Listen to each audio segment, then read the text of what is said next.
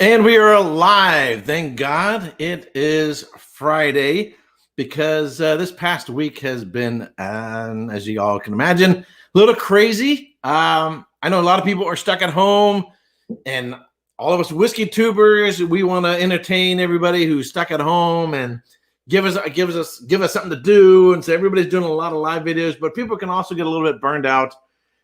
Constant videos.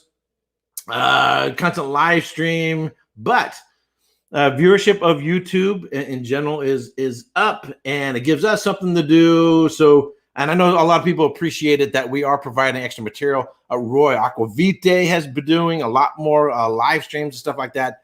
So, sort of make good use of the time. And before we get started, I want to thank Andrew King for tuning in. Jason Coates, thank you very much. Kirk Bollinger, thank you much for tuning in. Brent from the Oak and Smoke Whiskey Reviews. If you're not familiar with the Oak and Smoke, go to where his name is. Go to the far right, see the three little dots, hit that, and it'll give you the option to look at his channel. So it'll pop up another window. You can check out his channel. And if you're so inclined, if you like bourbons, and he does scotches as well, subscribe to him. One last cause. Thank you very much for tuning in. And Nathan Clark. Alrighty. So last week, in my live stream for last week, somehow we came up with the salutation, may the Peat be with you. Instead of peace be with you, Peat be with you. And so it's been on my mind actually all week. So I thought, in keeping with the theme of Islay week and peated whiskeys, I'll use this as we can start using this as a salutation. And of course, we can't shake hands, because we can't be doing that. Richard Amara, thank you very much for tuning in. All the way down there in Texas. Mark Brown, thank you very much for tuning in. So I'd say, hey, use the Vulcan. Use the Vulcan hand signal. Instead of live long and prosper, we'll just say, Peat be with you. All right. So let me know what you're drinking. I have just a little bit of the Ardbeg and Oa. A good introductory to Ardbeg. And then we're going to get into the Ardbeg Black. And someone who doesn't need any introduction, everybody knows who he is. He is Bart's better half, Scott from the Scotch Test Dummies. Amen, brother. Couldn't have said it better myself. Thank you for tuning in. What's up, Eric? How you doing? Really appreciate it. So, no, I don't have any planned topics or discussions or whatever. Just a roundabout. We can just talk about peated whiskeys. But there's one thing I kind of want to ask you about. I was driving to work this morning, and I started thinking about peat and peated whiskeys. And if you'd asked me 10 years ago what I thought about whiskey or peated whiskeys, I would have said, no, thank you, because my one exposure I had with Scotch was probably when I was in high school. I don't remember what it was, but it was probably Lafroig. But the smell of it reminded me of, you ever clean out, after a long winter, whatever, the rain gutters? Oh, yeah. You go up there and you're digging this sludge out of the rain gutters. And so it's decayed leaves and it's wet. And to me, that's what a peated whiskey smelled like. And that's what I associated with that. Just that smell of that, soupy, wet, maybe even moldy peated. So I thought to myself, okay, if someone were to say to me 10 years ago that I would become a big fan of peated whiskeys, I would have thought, you're crazy. So how long have you been into Scotch? You guys have been into Scotch, and how long ago did you get into peat? Well, so when we first started, we were just Scotch, and that's what we were going to do. And we branched out and started doing bourbons and America's whiskeys, Canadian whiskeys, world whiskeys, all these. The same. At first, I did not like peat. I did not like peat at all. Bart definitely warmed up to peat long before I did. And even if you go back and you watch, I can tell you at least,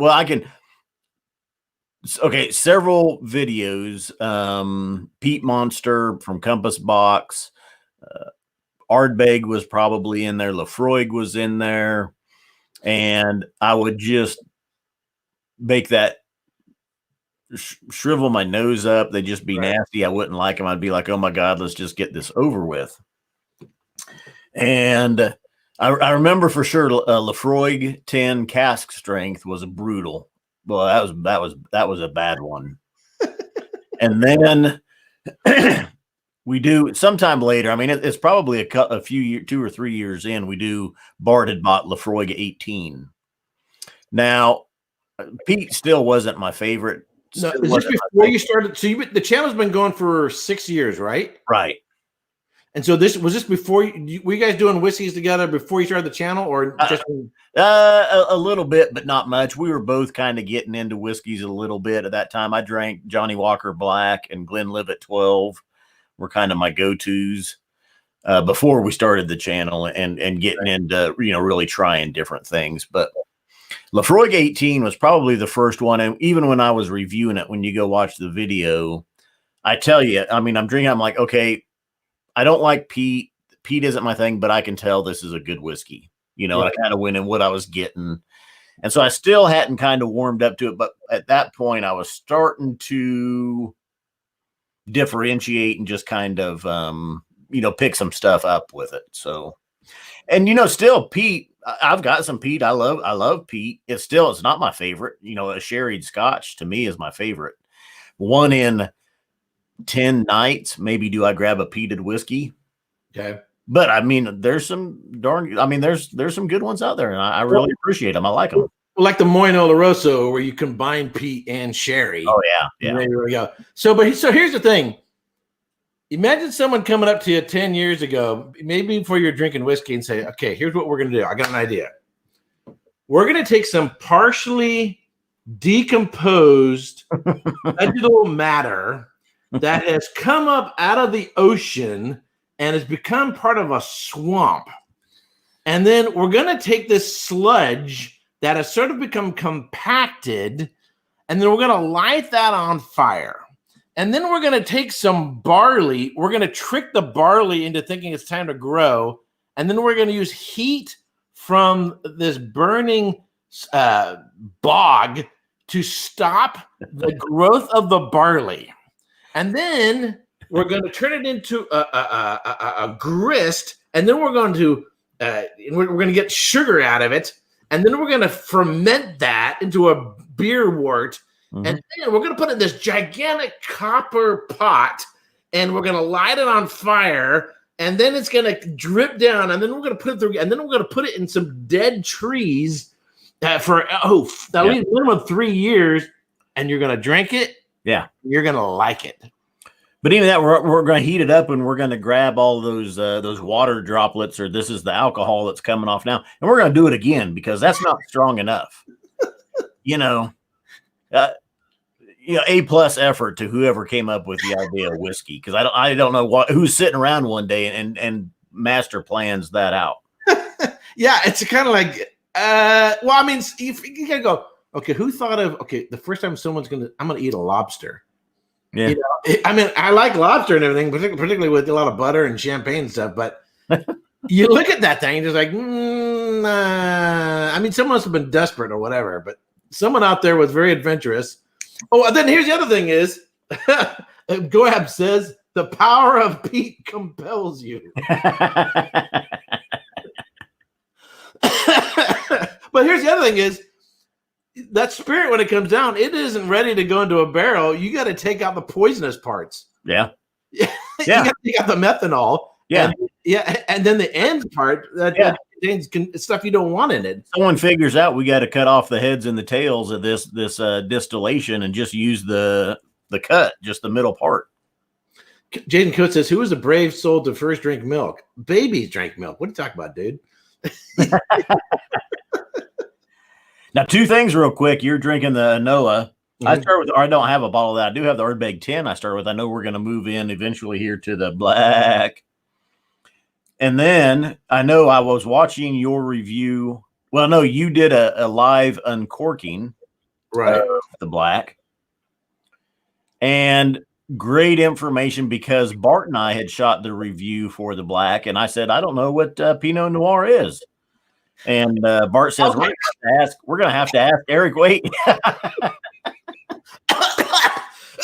He doesn't know what Pinot is. I almost unsubscribed from your channel right there and gave it a thumbs down. But so I'm watching your live uncorking, and you state, hey, this is just an uncorking. This isn't going to be the official review. And you go into Pinot Noir and really, I mean, a lot of great information coming out. But even as I'm watching, I'm like, wow, this is Erik's forte right here. And I seen a comment come in from somebody that said something about how much you were talking and blah, blah, blah. And your comment back was, well, I tried just drinking and staring at the camera once, but people didn't really like that. Yeah, I don't understand people's comments. Yeah, I don't get it. I guess maybe they want me they're looking for more entertaining channels, and I try to be entertaining. But the Bourbon Junkies, I mean, those guys are really entertaining. You and Scott are very entertaining. If you're going solo, it takes a little extra effort to go. Oh, yeah. And then my, I'm a little twisted. I don't know if you noticed. My sense of humor is not everybody else's, so they may not like it anyway. But the funniest thing is, so I've said this a bunch of times is, don't judge a whiskey by neck pour. Mm-hmm. It's why, I will never do a mini review again. If someone gave me a bottle, something like that, hey, here's a sample of something, fine. I'm not going to do an official review. I'll probably do it with a live video. Mm-hmm. Because the whole experience of getting past the shoulder and so forth. But what this whiskey did was teach not only don't judge a whiskey by a neck pour, but just because it is aged in a port, a Marsala, Amontillado, or Palo Cantado, or something, some wine cask, don't think you know what that whiskey tastes like. And the Ardbeg Black, never in a million years would ever guess that this thing had spent any time in a Pinot Noir cask. And I didn't think, in terms of a class or group, how you stylistically and all the aromas, that it would fit really for me. And I'd like to hear what your thoughts on this. It really fits closer to the intensity of my brain just went blank. The Supernova. Yeah. It's a little bit, it's not quite there, yeah, but it's a little bit more in that camp. Yeah. Now, see, and yeah, even in the uncorking, and I don't remember if I watched your actual review of it, but you weren't getting the necessarily the wine influence, which I get right up front on it. And really? I was talking to somebody, I can't remember who, and they said something about you doing that, and I said, he must have had something on his palate, or must have been an off day or something, because that. Yeah. I mean, it's like just a dark sherry type influence with it. A lot of times with the heavy peats, I can tell you, it's like a dark sweetness, or maybe I'll get some plums or some raspberries maybe once in a while, but most of the time it's I can tell you there's like a dark sweetness, a light sweetness, a citrus sweetness with the drum. It was aged in rum barrels, so there's definitely that lighter, sweeter profile with the peat on that one. But no, so here's what you got to do: go get yourself a Pinot Noir. If you can find something from the Russian River, California, that's what some place in California. That's what I like. I like Russian River, which is up near Sonoma. Get one of those. Don't get a French one, or just get a New Zealand one. Get a New Zealand Pinot Noir. You can probably get a good one for under 40. Next time you're doing salmon or something like that, try one. And then I think if you try Pinot, you'll go, oh, now I know why Erik said he wasn't finding any of this in the black. Yeah, I mean, so you're saying you're not finding the Pinot Noir. You're not finding. You were expecting more of the Pinot Noir notes, right? Are you getting just like Ardbeg 10, profile with it? Or are you getting? Well, no, you said Supernova, so you're getting a wine influence. You're just not getting Pinot Noir influence. Right. So if someone told me, and if somebody told me it was going to be a wine cask, I wouldn't go Pinot. I would think Nebbiolo, which is super tannic, or something bigger.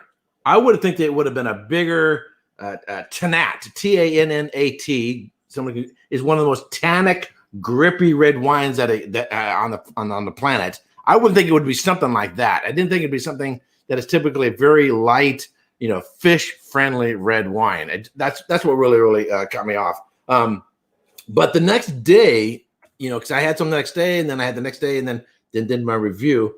I thought it softened up a bit. I did get a lot more than just a ton of peat, but I still, and again, I'll get into again here just a little bit.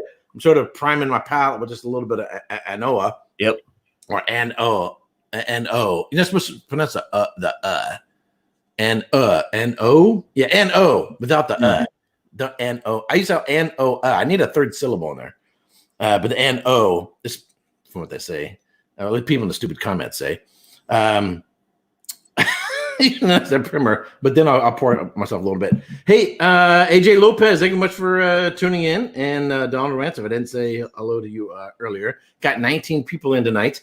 Would you guys let me know what you are drinking? And if you have any questions about the Ardbeg Black, if you've tried it, let me know. Just make a comment whether you liked it or not.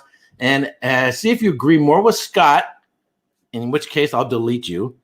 Or agree more with me on it. So what when you say you're looking for these, and when we get to black, we'll answer this question. But what's Pinot Noir bringing that you're looking for that you're not finding? But just hold on to that when we get to black. We'll look at it. Sure. Dissect it.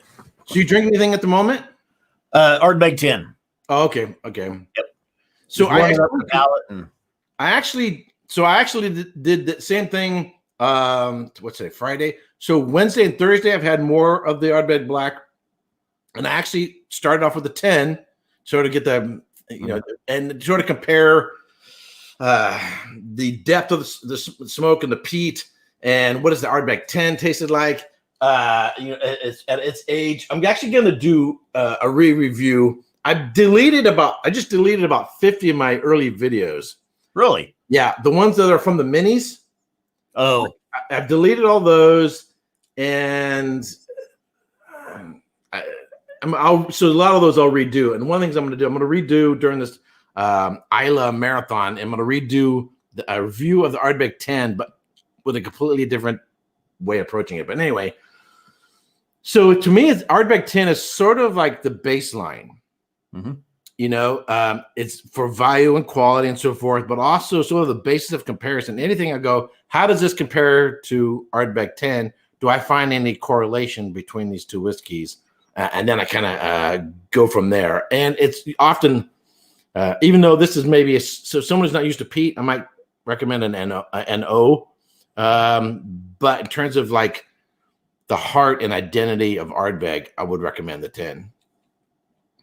A little bit of information I did learn yesterday on Roy's Aquavitae's live. If you was watching it, the 19-year Trey Van is joining the core line of Ardbeg, which I didn't know. Yeah, I saw that video as well. Trey Coons is drinking the peated Balcones. I would like to get that. I'd like to get that. Yeah, so I kind of had read earlier that it was becoming part of the core range. I'm wondering how much supply have they got to maintain the age statement? That's what I'm curious about. Well, they did, might have been Doc on there or Ardbaggy mentioned that it will be, it'll be by batch numbers. They're going to release it in batches. So I think when you do that, you're admitting and saying there's going to be some variance. There's going to be some differences, And actually, I think some distilleries have learned that's the way to do it, and kind of increases people's anticipation, FOMO, all that. It's like, I got batch 1 and 2. I need to get batch 3. We need to compare them to each other and see how they are. So, and that gap of time in between them, it's kind of like you finished your bottle, now you want another one. And so now you got to wait to get to sort of get the next one, Mm-hmm. And then it almost becomes like a ritual holiday, when it comes out, hey, the next release is here. Boom, boom, boom, boom. Mm-hmm. So I caught like the last 45 minutes or so of Roy's live stream because I just when I got home from work. So I need to go back and watch the rest of that and then and check that out. Trey Kuntz says, I can hook you up, sir. You got a sister or something, or?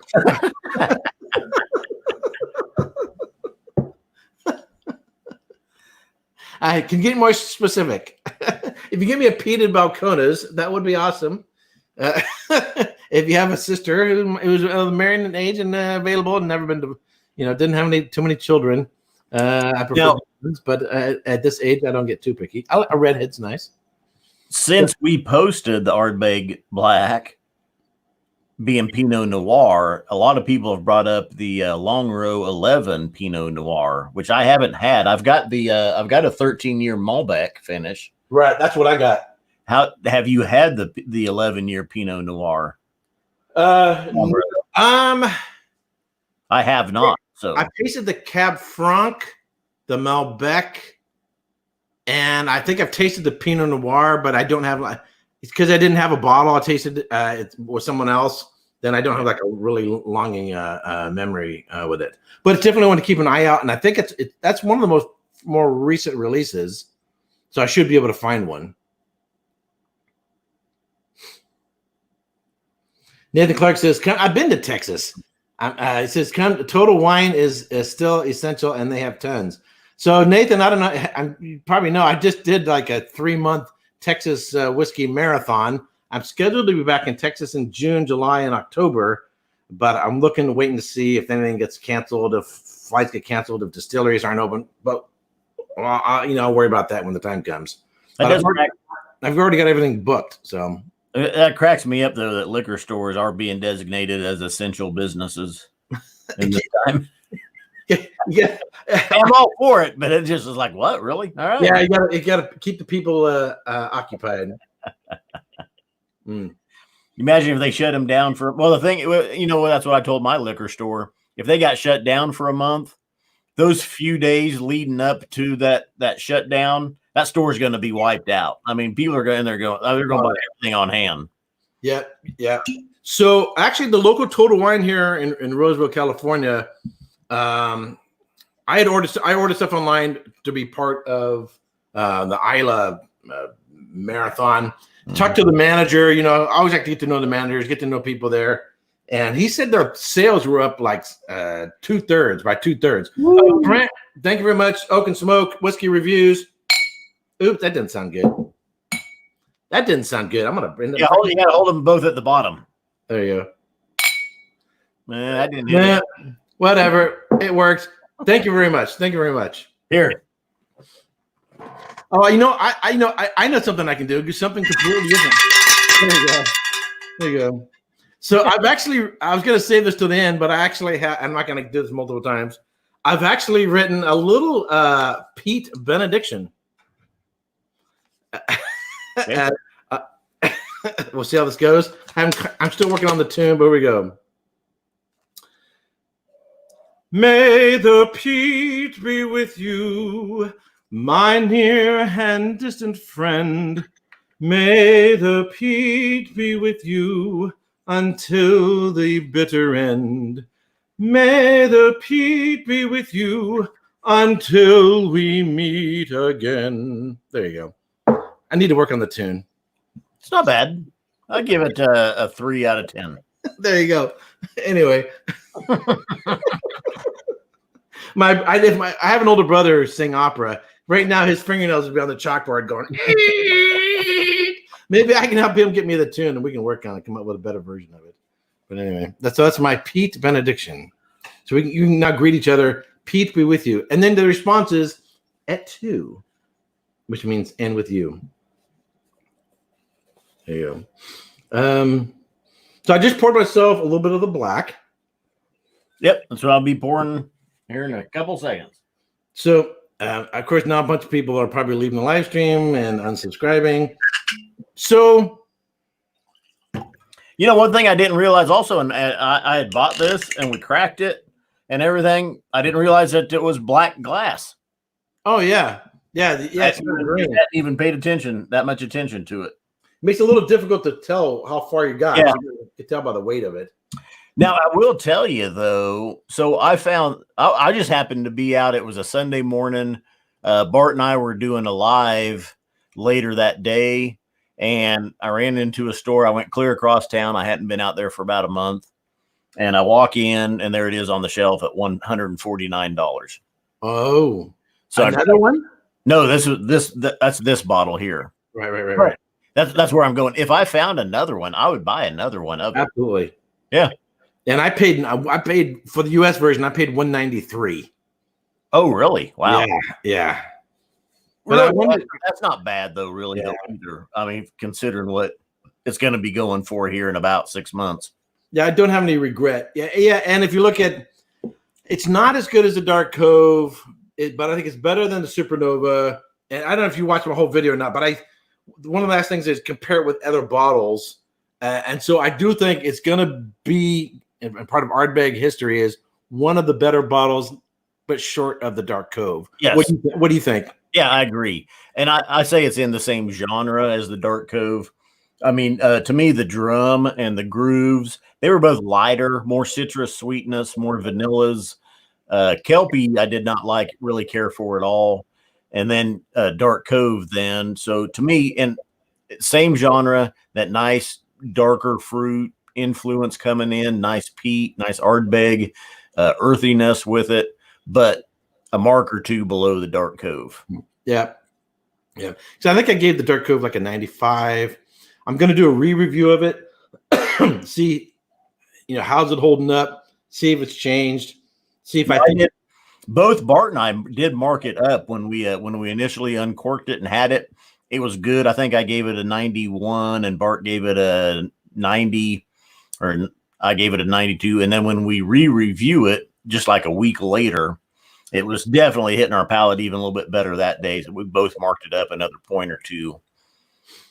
So one of the questions I'm going to answer is, and I'm not going to do it now, but in this re-review, is address the price issue. Is it still worth spending the big bucks for? Which I'll address in the video, and I'll give the reasons why I think it is or is not. So I'm tasting this now. I'm still not getting any wine or any red fruit. I'm getting a little nuttiness from it. I'm not getting any wine character off this. Woo! No, the wine character is there, but I'll tell you, the Ardbeg 10 before it knocked it down a little bit. My palate's a little muted coming into it because the times, and I just had a little bit of it last night even, and I definitely got it more on a fresher palate. So it might be the warming up the palate with the peat might be subduing it a little bit. But now tomorrow, Bart and I have a review coming out where we compare it to the Lafroig Carchis triple wood last year's. Oh, so is that the same? That's the same bottle you just reviewed recently? Yeah. Okay. Yes. So I saw your video, and then I went out and bought one, and so I'm going to be reviewing that as part of my Islay marathon because you guys really liked it. Yeah. So mine's sitting over there. I haven't I haven't pulled the cork on it yet. But looking forward to it. So when I watch, I'll tell you, that's 59.5% ABV. Right. This is literally, I mean, this is the Lafroig triple wood at cask strength. So very nice, very nice. I also just got the Kalila unpeated. It's 50. This one is 59.1%. Some other bottlings are 60.1 or something like that. So when I watch videos, usually if it's something I already know I'm going to buy, I'll avoid, like such as the black. Typically, I will avoid watching other videos until I've tasted it because I don't want to be, prejudiced by someone else's thought. Yeah. And then I'll review and then I'll compare what I think with someone else. And you guys are probably one of the main people I tend to go to, even for stuff that you reviewed maybe a year ago or something like that. If I'm just now getting around to it and comparing it. However, this time around, I actually went ahead and watched your Ardbeg Black video. I usually don't do that. You normally would have waited. And sometimes I'll watch you guys just because I like watching it, and occasionally I'll make a purchase based on your guys' recommendation. And I know that's at least one that I've bought based on your recommendation. And so, in fact, I don't even think the video had finished playing yet. Immediately, I went online. I got it. So there's a place called Bottles and Bitters in San Francisco. And immediately got it. I think I paid $79, I think. And then with shipping, shipping, packaging, and all that, then it gets closer to 100, with all that. We'd had to, and it'd been a few years since we'd bought one of the Carchus releases, and I kind of went at, well, I really didn't know or see that much about it. I knew that Whiskey Advocate, I think it made their whiskeys one of their top 10 whiskeys of the year. So when I saw it, I was like, okay, because I like the triple wood as well. I picked it up and I tried it. I was like, yeah, holy cow, this one's good. This is a good one. And I gave that one to Bart blind, just so not to influence him with the Laphroaig Carchus name that was on it. Right. And really the sherry, it's one of those sherry and peat, it's monsters where strong peat, strong sherry combine, and it's, you got chocolate in my peanut butter, you got peanut butter on my chocolate. Right. Have you tried the Carchus Pheno cask? No. So I tried it actually at the distillery, was not a big fan. And Rob, Whiskey in the Six, he tried it. He didn't particularly care for it. And even Pheno Sherry on its own, I like Amontillado, like Palo Cantado, like Oloroso, like Pedro Jimenez. But Pheno Sherry on its own, I don't particularly care for either. It's the youngest. It's actually a little greener, clearer and greener in color. If you have maybe like sardines or something, or an olives or something like that to go with it. But other than that, I don't even care for Pheno Sherry. So it's not one I would necessarily recommend run out and buying. And if people think that's what sherry is, in terms of Pheno, that's a complete. Now I know some people who are sherry fanatics, and they're gonna.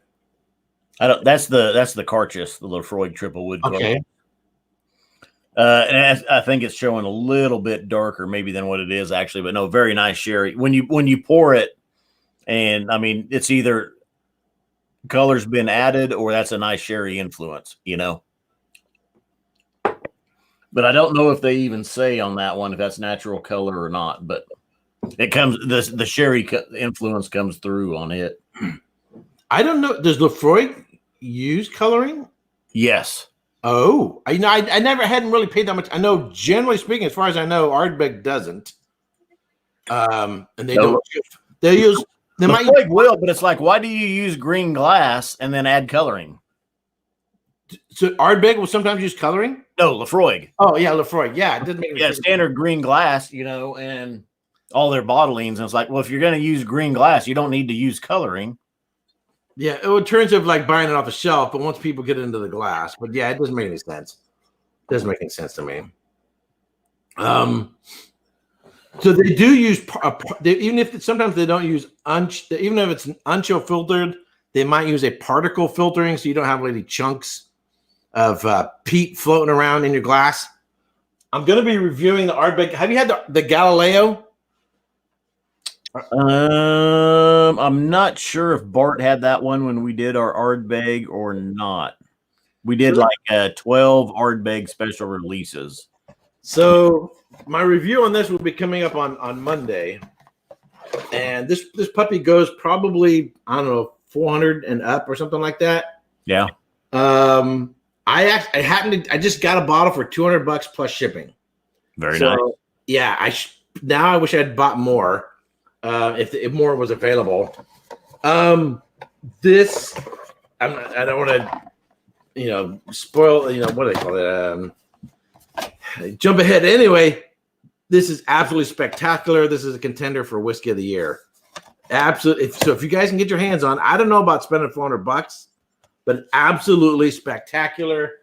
It's a different profile than the Dark Cove. It's kind of like, I can't really put it in comparison because it's a different profile. In fact, this is an Asian Marsala cask. Really? Yeah, and you just did the Bunnahabhain 30, right? Yeah. And I have a Bunnahabhain 13 Marsala cask, which really shows a lot of that Marsala character. Yeah. But that bottle there, wow. What, to me, what shows the best one I've had with Marsala probably has been that Red Spot. I've not had that. Man, that Marsala on that one is outstanding. Mm. But no, the Bunahov, I've got that Bunahov I think it's a 13-year Marsala cask. I've got that one as well. And there's another one I've got too. Which you bought for yourself for your birthday. You're so kind. Yeah, I know, right? For your 50th birthday. Hey, happy birthday to you. Anyway. So did you do anything special for your birthday? Now, other than drinking Bunahov? No, not really. I mean, we had a small get together just with close friends and family and drank some whiskey, but that's about it. Yeah, I reserved a room at a restaurant and then had all my relatives over. We probably had about 13, 15 of us, something like that. And my nephews I didn't never get to see. And I brought in probably about 4 different bottles of wine, and I spent probably about $3,000 by the end of the night on dinner. I had absolutely fantastic time. Celebrated the 50th birthday. Fantastic restaurant, absolutely superb. Wanted to go back, and the restaurant closed. Oh, it's a tough business, and that was 4 years ago. I'm turned 54 this summer. I'm hoping to be down in Texas on my 54th birthday. Actually, visiting distilleries again. Is the black warming up on your palate? It's definitely after about the second or the third sip now. Getting Ardbeg 10 off of my palate and getting this on there. It's definitely, you can tell it now. I'm getting it. So I'm getting the sweetness. I'm getting richness. I was actually first getting a little bit of that candy bar, like nuts out of a candy bar, caramel candy bar. But there's still, it's the sweetness there. Woo. I get that, but I don't get red wine cast there. I definitely don't get Pinot Noir. And I've had a few red wines in my life. It's darker, which to me would lead me towards red wine, the sherry type influence. Right. It's darker. Yeah. Am I getting anything really distinguishable? Or, can I tell you, oh, there's raspberries. Oh, no, now that, and I say that, and that was in my notes. Matter of fact, it was like a toasted s'more with raspberry jam on it. So I'm getting some little bit lighter of the darker fruits, the raspberries and maybe some blueberry even type notes.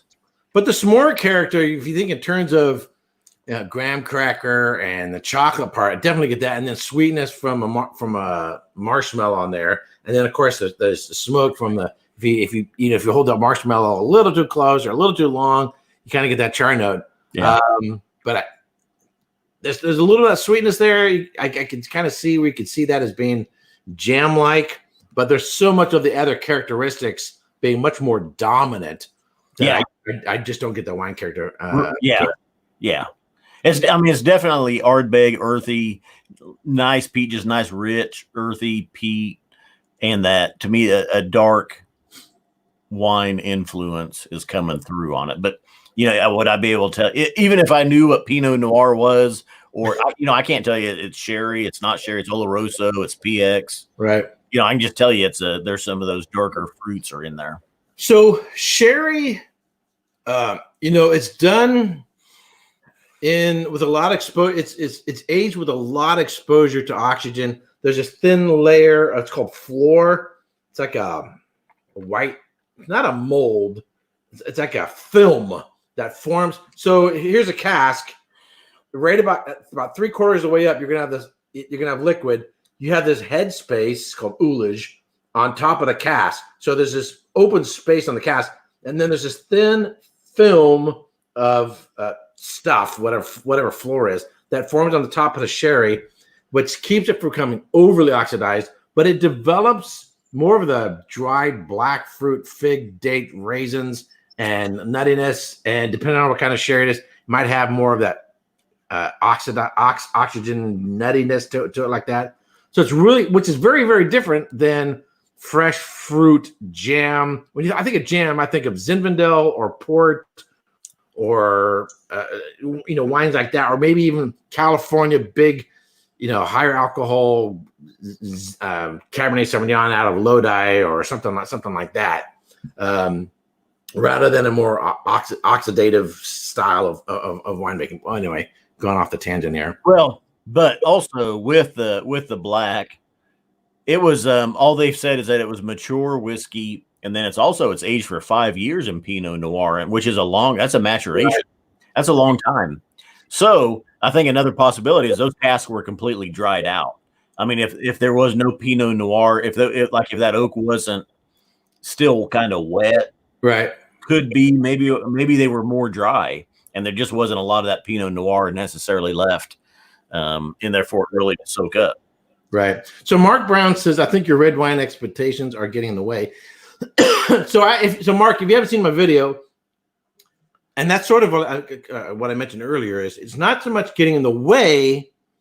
It's just that this isn't what I expected when I heard Pinot Noir. Mm-hmm. So in other words, it doesn't change my perception of the quality of the whiskey. Definitely. I mean, I gave it 92 points. I think it's a superb whiskey. I really, really, really like it. It just, to me, doesn't seem like a red wine cask finished. That's it. And that's not a hit. That's not a negative. It's just reality. It's just reality, you know. Yeah, I got you. You're just looking for that Pinot Noir, and you're not finding it, which could be just because it's Ardbeg. And probably, I mean, it feels like Ardbeg 10, maybe 12 years, somewhere in there to me. It's still younger and has a lot of that Ardbeg punch and Ardbeg peat. So it's probably overriding a lot of the Pinot Noir. So you guys have done some, you did your peat shootouts, and you had a lot of Ardbegs in there. Of course, you're doing those blind. Yeah. If you guys do, I don't know how often you plan on doing those, or will you ever do another one? If you do another one, you think this would get put in there with them in the mix? Oh, yeah. And so what was the top peated from the last one? I'm trying to remember. Dark Cove. What happened? So we did March. Okay, so we do, they're 16 bottles. They're blind. I pour the samples. I mark them. I give them to Bart. He remarks them. He doesn't know what they are. I don't know what his new marking is. We randomly separate them into brackets of 4. The very first one we did was March Peat Madness, and Ardbeg Dark Cove just swept it. I mean, it stood out. Both of us picked it blind, right, moving through 16 bottles. So we did that, and we had a lot of people say, well, you forgot this one, or you didn't have this whiskey in there. You didn't have this one. We had enough other 16 really heavy peat hitters. We did a second one that was called the Peat Strikes Back. Right. Oh, right. And which one? I'm trying to remember which one wins that. But we took the best 8 from March Peat Madness and the best 8 from the Peat Strikes Back. Now we did a third 16 bottle shootout with those all blind again, not knowing what was what. And Ardbeg Dark Cove, we both picked again. Okay, right. So have you guys done the Lechik? You know Lechik, right? Yeah, 10. So my only experience with Lechik was from a mini, and I removed the video because I need to get a regular full-size bottle, and it was very early in my journey in the whiskey world. But I want to return to Lechik and see how it stands. So Mark says he definitely gets dark cherry taste from the black. Been a long time since he had a Pinot. Maybe that helps me not to have the expectations. Or Mark, it could be the power of suggestion, the fact that it spent time at a Pinot cask, therefore that's why you taste it. See, that could be that could happen as well. So here's what the Lechik 10 you was just talking about. And then this was the other Marsala I'd forgotten about. This was the one. This one is very well done as well. This was a 19-year cask strength Lechik Marsala finish at 51% ABV, and this is phenomenal. The bottom looks kind of reddish in color. Looking at the bottom underneath the label. Oh yeah, it is. Yeah. Okay.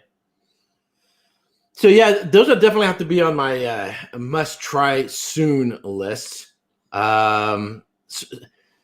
So I've been kind of wanting to not do too many Scotch whiskey reviews in terms of store-bought, wanting to sort of stick to travel videos and travel bottles.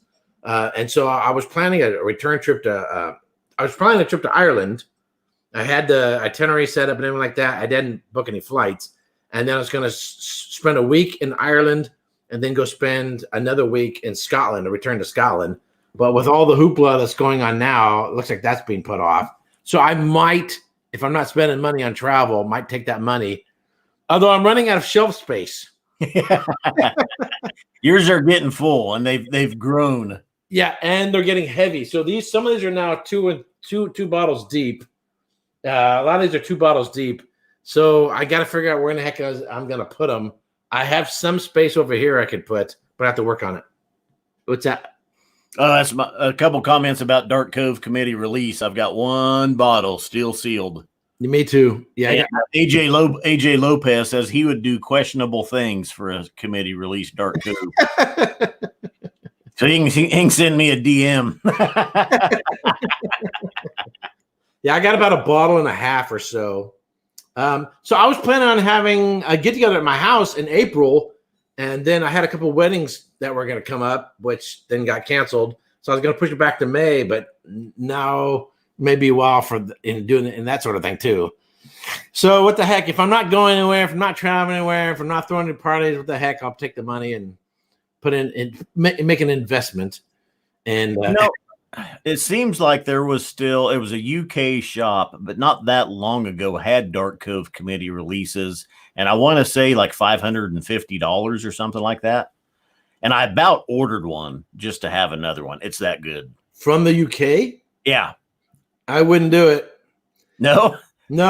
That $500 will turn into $900. Well, now. Yeah. Somebody's sitting on them somewhere here in the United States, other than myself. I'm sure there's some around, but yeah, I bought my other. Where is it? Oh, I bought this one, the 70 CL Ardbeg Black. I bought this on auction, and I regretted it. I hadn't done the math on what it would cost me shipping and the tariff. And because I got it at auction, I couldn't get out of it. Yeah. And I had some problems with the auction house itself, some bullshit with them, but I'm not going to go into that. I will not do business with them again. I'll deal with some other auction house. But I'm actually considering, this is kind of funny, to do an open letter video to Donald Trump. In light of our current situation, and there are people in the industry who are already taking the hit, hospitality industry, due to the tariffs domestically. I'm not talking about overseas. If we want to get the economy moving, let's free up the whiskey, remove the tariffs. And I actually heard on a course, until it's in writing, until it's done, you don't know, that potentially that's actually supposedly being considered to remove the tariffs in order for economic purposes, in order to get things flowing. In that case, I might jump back into buying things on auction or whatever from Scotland or the UK. I haven't bought. I've tuned in on a few of those auctions and stuff online, watching different bottles and stuff. I've never bought anything from them. So, yeah, generally speaking, I've only bought a couple just because it was something I really wanted. So that bottle of black then from the UK, I'll give you $100 for it. Oh, hell no. I by the time of shipping and tariffs, I spent you're gonna shit $400. Oh my God. Really? Yeah. But I was hoping to get, here's the reason why, you can call me an idiot. I was hoping to be the first one to get one here in the United States, to do the review first, to kind of get that jump and get the first video out there first. Yeah. So I was willing to go a little bit extra nuts. And then it turned out, when the bottle arrived, I was like, it kind of got delayed. It got held up in customs. And by the time I got it, it was getting so close to doing Isle of Mont Marathon anyway. And 2 days after it arrived, I got a call from a local here, said, "Hey, Eric, I got a bottle of Ardbeg Black. You want it?" And I said, "I'm on my way." So, Eric, that's what you get for being impatient and sometimes it pans out though. Sometimes that works out in your favor. Yeah. So whatever. I won't do it again. I won't ever do that one again. Yeah. But I've got a really good relationship. I'll do a video on them and actually, so there's a local whiskey shop here called Bourbon Wine and More. It's about 2 miles from my house. The owner's name's Eli, and they also have a shop in San Francisco. I'm going to do a commercial here. Super, super nice guy. I think they got really, really, really good selection of stuff there. It's not your typical, like just a liquor store or whatever. I'm really hoping they stay alive because you got to deal with the Total Wine and More and all the big, warehouse shops and stuff like that. But he definitely did me a favor because I went and met him and stuff like that. Oh, I remember. So I was talking about Texas whiskeys. He had a bunch of Balcones, but I said, you also want to get Iron Root. So apparently I got a message from him. Apparently he's been talking to Robert to figure out how to make an arrangement to get bottles. And I'm going to bring him a couple samples of my cask strength Harbingers and see how he likes them. He currently has a store pick of Garrison of Garrison Brothers, which is a really, really nice whiskey. But I'm done with talking about Texas. We're doing. I did that for 3 months. Took a hit on that one, man. My subscription rate slowed way down. Yeah, because the market for markets for an audience is very, very, very narrow, very small. If people can't get it, why are they going to watch? But I think in the long run, I think it's helping. I have twice as many Texas whiskey videos as the Texas Whiskey Association and the Texas Whiskey Trail. So I'm a bigger promoter of their whiskeys than they are. And I've made some great connections with people down there, super nice people, people down there getting to know me, stuff like that. So, I mean, I don't regret it, but from a channel perspective, it took a bit of a slowdown hit on that one, but whatever. Well, and Mark Brown, he says he missed out on the Dark Cove when it was available.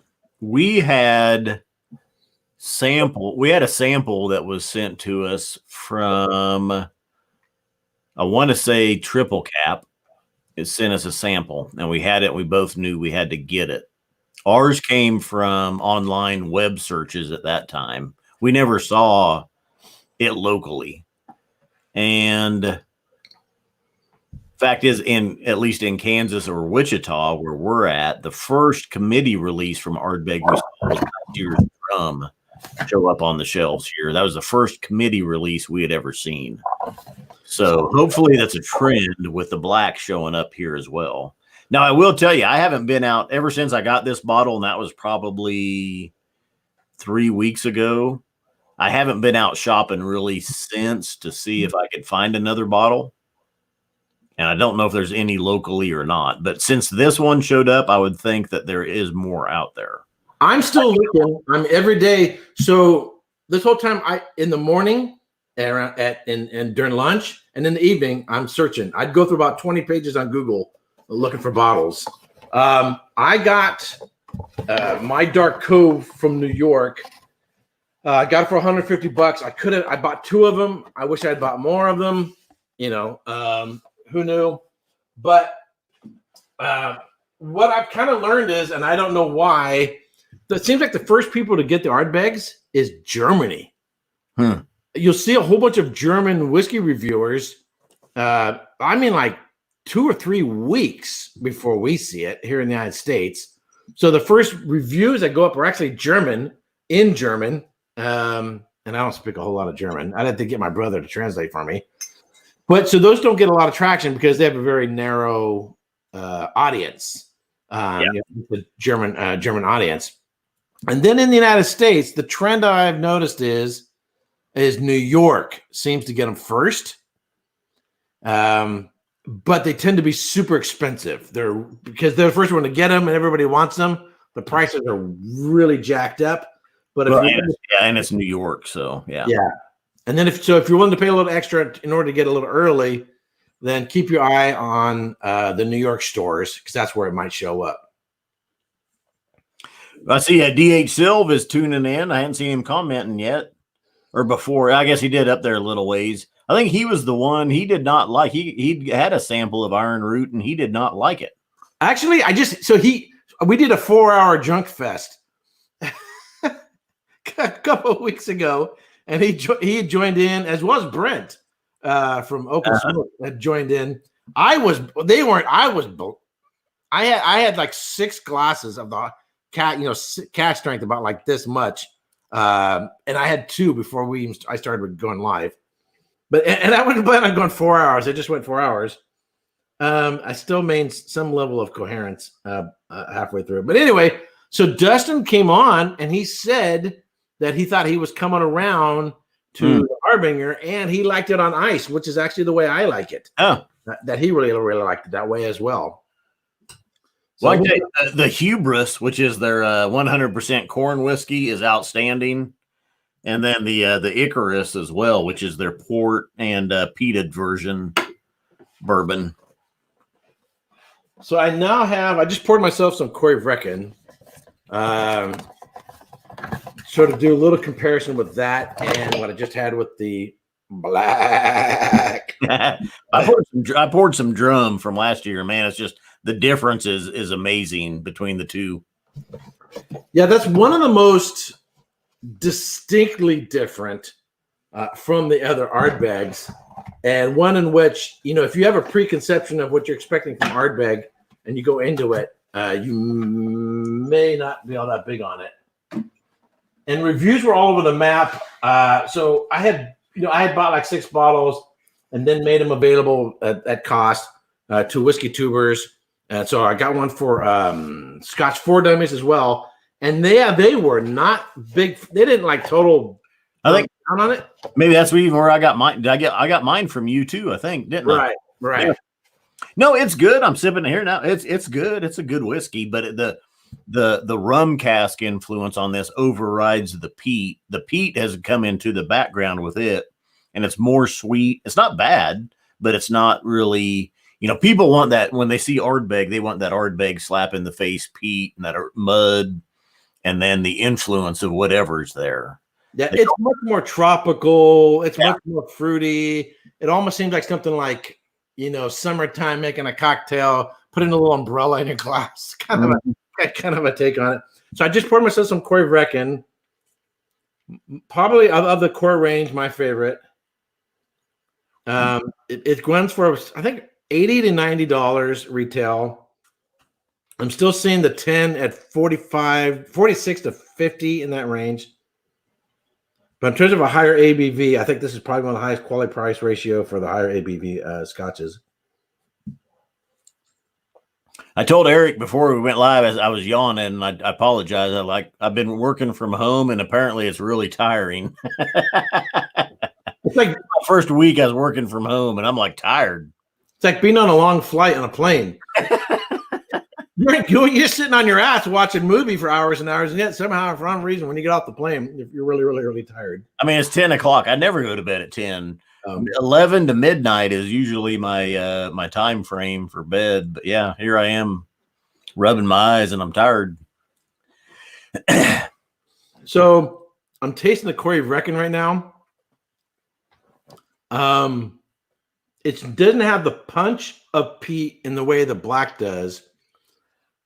But I think there's a little bit, for me, I think there's more variety. I think there's more layers to it. It's not as, the peat heads, pounding on the peat kind of character to it. So if anybody watching can't get the Ardbeg Black, and you're like, oh man, I really want to get one, but I can't find one. You know what? If you can get the Corey Vrecken, you're not missing out. I love this one. All you would need to do is really increase the peat level on this, and to get that more intensity. But in terms of, I'm just loving this Corey Vrecken right now.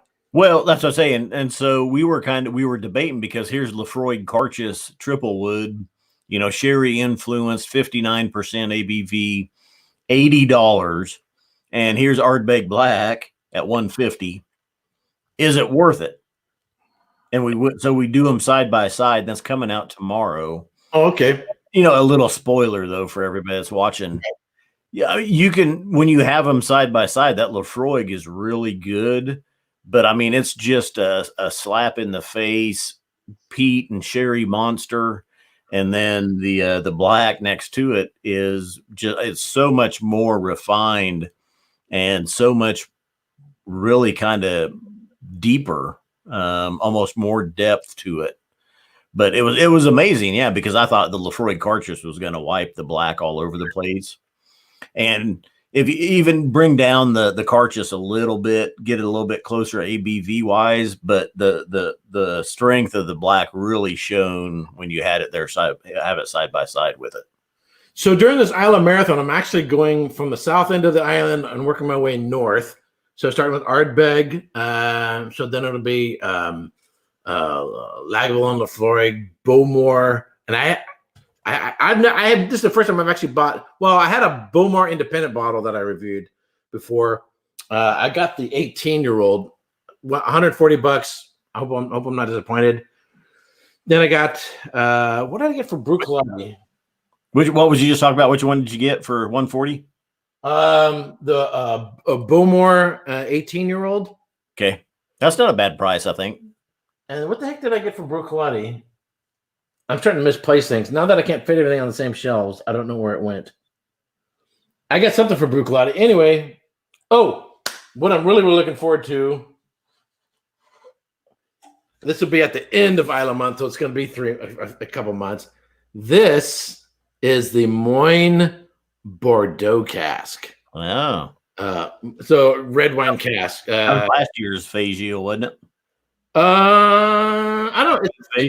It's not a phage bottle. Oh, it's not. It's a limited release. It's 58.1%. Oh. So it's up there. And really, really looking forward to getting into this one. Can you get any more of those? Yeah. Oh, yeah. I don't remember what I paid for it. I'm sure it was over 150, but I don't remember how much. And then have a bunch of, those. So Total Wine & More, they get a bunch of independent bottles. You don't know where in the hell they came from. No information about them whatsoever. Yada, yada, yada. They're probably mostly 40 ABV, but they're like $25, $30. So I got a bunch of those just for the sake of, if people are like, I don't know, is that going to be any good? I don't want to, I don't know anything about it. Who's reviewed it? But it's only $25. What the hell? Maybe it might be good. So just as a service to my viewers, do a review of these to see if they're worth picking up or just kind of pass. They might just seem like run-of-the-mill Kalilas or something. I don't know. I'll find out what but the baseline of comparison is going to be that Ardbeg 10 in terms of quality price ratio. There's in that price range in terms of how much they cost, but can they peak qualitatively? That's what we're going to find out. So anywho, so we're hitting the 1 hour mark, just passed by a couple minutes. So tomorrow you have a video. It's going to be a comparison of what two bottles again? The black and the Lafroy Cartridge triple wood. Oh, looking forward to seeing that. I might have to break open my bottle and taste it. Yeah. Even before I get around to reviewing it, a few weeks, which is fine. And then see what I think. And of course, I haven't spent as much time as you have. And not a bad idea. Get it broke open and pour one or two out of it and let it get a little air too. Yeah, absolutely. But so looking forward to that. And hey, and Bart, God, Scott just did his birthday bottle, the 30-year-old Bunhaven Marsala cask. Check out the video. I think it's really, really, really good. But did you have that one imported? Or did you buy it here in the States? No, that one is imported. I think that was from Whiskey Site in the Netherlands, if I remember right. Okay. I've not tried them. Oh, I've had real good luck with them. Yeah. But what about, you still have to pay all that European tariff? Nope. Nope. Ooh. Okay. As soon as we get off of here, I'll start doing some shopping and see what. So, hey, we're hitting at the 1 hour mark, which is about the sweet spot where I like to hit for a live stream. I want to thank you very much for coming on and really appreciate it. And guys, I'm sure everybody here is already subscribed, but what the heck? If you guys aren't subscribed to Scotch Test Dummies and for some stupid reason you're watching me, then you guys got problems. That's all I can say about that. So, hey, until next time, hey, Scott, thank you very much. Cheers, and may the peat be with you. So long, Erik.